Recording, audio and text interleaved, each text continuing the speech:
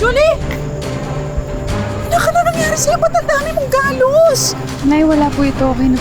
Anong wala? Sinong gumawa sa'yo niyan? Si Constancia na naman, ano? Ako naiibis na ako sa matandang yan eh. Nay, huwag na natin palakihin yung gulo. Hindi! Halika. Magreklamo tayo sa barangay. Dali. Nay, ayoko magreklamo. Hindi nga, halika na. Dali.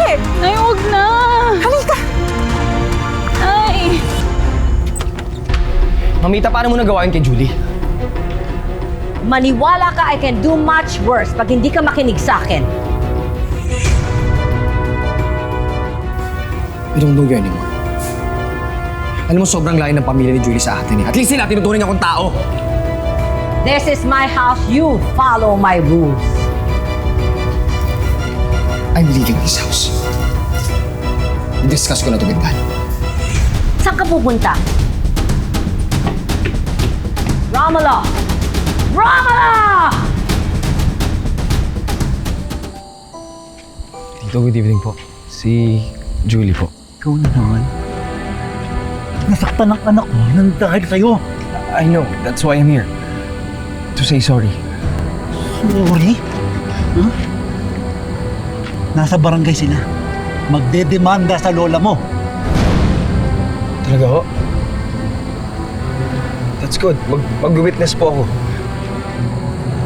Mag-witness ka? Opo. Sa sarili mong lola?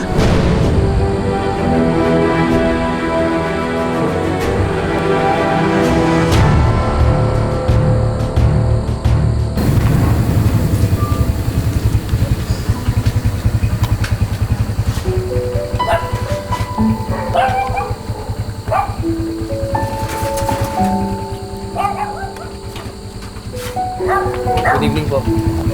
Ano naman ginagawa mo dito?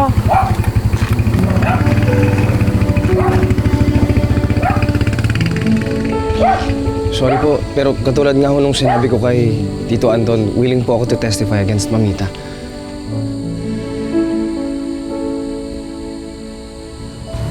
Peste! Ma, okay lang po. Mag-uusap lang po kami ni Rome. Sige na po, pumasok na po kayo sa bahay.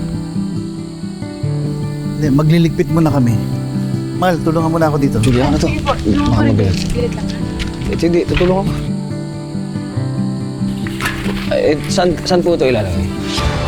Hayop!